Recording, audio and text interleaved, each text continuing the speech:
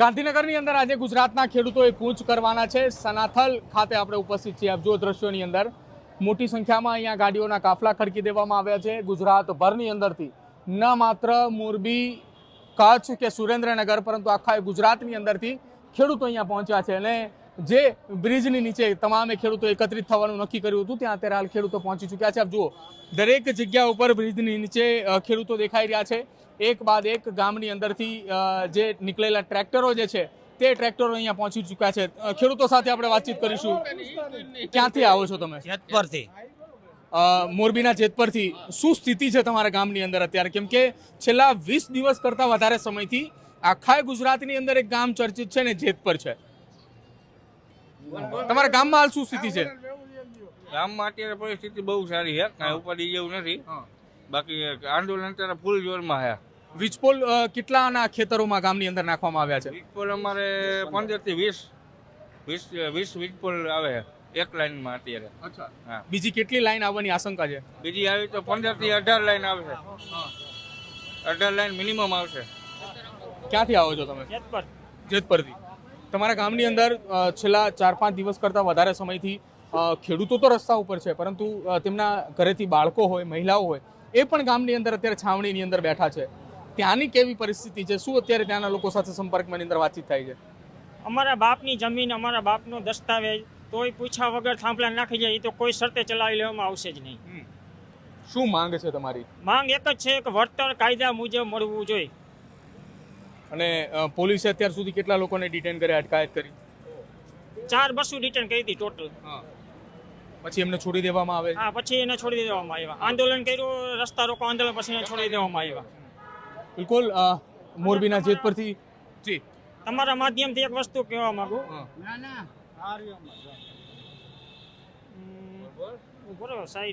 બિલકુલ.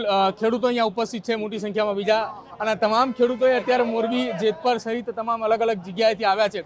વડીલ, ક્યાંથી આવ્યા છો તમે? અમે વાઘપુર ગામેથી આવ્યા છીએ, જેતપુરની બાજુનું ગામ.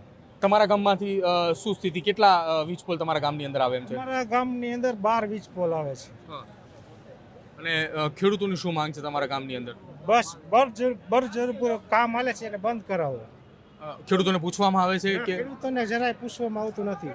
અને ખેડૂતને ગાંઠને એમ કહે છે કે 7 બાર બતાવો તમારી જમીન, અમારી જમીન ને 7 બાર અમારે બતાવવાના. જો આ દ્રશ્યો જુઓ. જય જવાન જય કિસાનના નાદ સાથે અહીંયા ખેડૂતોએ પોતાના ટ્રેક્ટર સાથે પહોંચી રહ્યા છે. મોરબી, સુરેન્દ્રનગર અને અલગ અલગ જિલ્લાઓની અંદરથી આવી રહ્યા છે. અહીંયા આપ જુઓ આ દ્રશ્યો. આ એ જગતનો તાત છે કે જે પોતાના ખેતરની અંદર જમીન ખેડવાનો સમય છે, ત્યારે વાવણીનો એ સમય છે, અને વાવણીના સમયે ખેડૂતે પોતાની માંગ સાથે અહીંયા આ પરિસ્થિતિની અંદર બેઠો છે. આપણે એ વાત કરી રહ્યા છીએ કે કૃષિ પ્રધાન દેશની અંદરથી આપણે જીવી રહ્યા છીએ, ખેડૂતો માટેની આપણે વાતો કરી રહ્યા છીએ, કૃષિ અને ખેડૂતોને આગળ વધારવાની વાત કરી રહ્યા છીએ, પરંતુ શું આ પરિસ્થિતિની અંદરથી ગુજરાતનો ખેડૂત જગતનો તાત આગળ વધશે?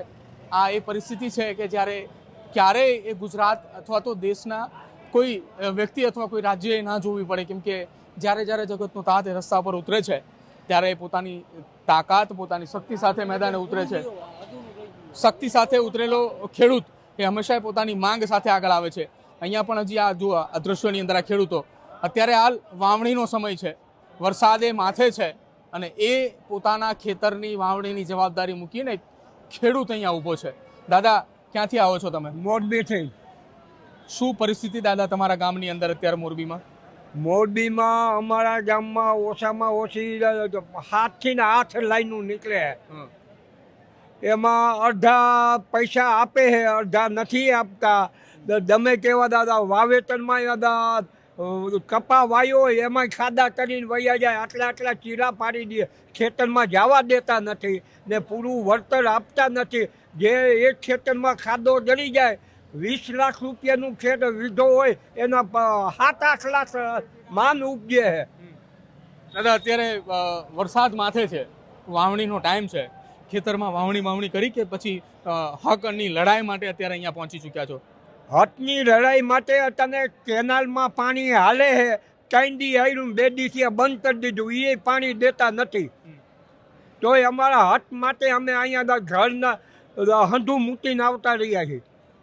મોરબીના ખેડૂતો છે, ક્યાંથી આવો છો તમે? અમે રાસનપુર ગામ, માળિયા તાલુકો, મોરબી જિલ્લો. કેટલી લાઈનો નીકળે છે તમારા ગામમાંથી? અમારા રાશનપુરમાં એક લાઈન નીકળે 10 થાંભલા આવ્યા, હજી બીજી 3 નીકળવાની, બીજીનો સર્વ થઈ ગયો. એક એક ગામની અંદરથી 8-8, 10-10 કરતાં પણ વધારે લાઈનો નીકળે છે. આપ જુઓ અહીંયા પોલીસનો પણ ચુસ્ત બંદોબસ્ત ગોઠવી દેવામાં આવ્યો છે. પોલીસ પ્રશાસન જે છે તે પણ અહીંયા ખડે પગે ખડકી દેવામાં આવ્યું છે. અને ખેડૂતો કહી રહ્યા છે આજે કે જે માંગ સાથે ગાંધીનગર જવા માટેની તૈયારી છે એ માંગ સતત તેમની ચાલુ રહેશે અને ગાંધીનગર તેઓ જઈને રહેશે. અહીંયા બીજા કેટલાક ખેડૂતો અહીંયા ઉપસ્થિત છે, એમની સાથે આપણે વાતચીત કરવાનો પ્રયત્ન કરશું. શું કંઈ કહી રહ્યા છે?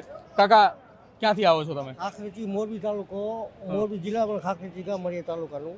કાકા, દાદા, કેટલી લાઈનો તમારા ગામની અંદરથી નીકળી છે અને કેટલી વીજ પોલ આવ્યા છે? 8 લાઈન નીકળી છે, હજી 4-6 લાઈનો, 4 થી 5 લાઈનો હજી આવવાની છે.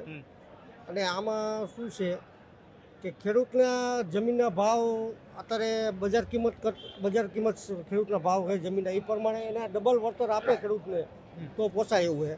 એક વખત લાઈન નીકળી જાય એટલે ખેતરની વેલ્યુ નીકળી જાય, પૂરી થઈ જાય. બરોબર. વાવણી અત્યારે કરી, કેમ કે સમય અત્યારે વાવણીનો છે અને માથે વરસાદ છે. આ બધું કામ મૂકીને આવ્યા છીએ અહીંયા.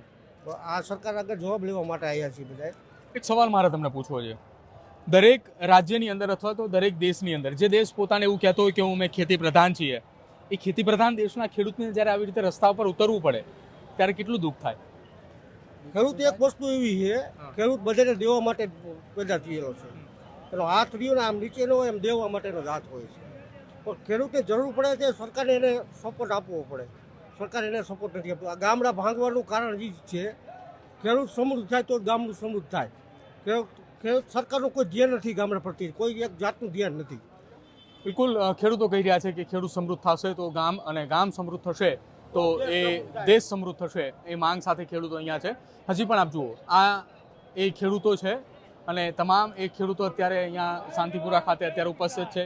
જય જવાન જય કિસાનના નાદ લગાવી રહ્યા છે અને તમામની એક ગુહાર છે, તમામની એક માંગ છે કે અમને અમારું વળતર મળે. અને યોગ્ય વળતર અને યોગ્ય વળતરની માંગ સાથે આ ખેડૂતો હાલ રસ્તા પર ઉતર્યા છે. ત્યારે જ ન્યૂઝરૂમ ગુજરાતની યુટ્યુબ ચેનલને સબસ્ક્રાઇબ કરો અને ઇન્સ્ટાગ્રામ અને ફેસબુક પર ફોલો કરો. અપડેટ રહો, સત્યની સાથે રહો.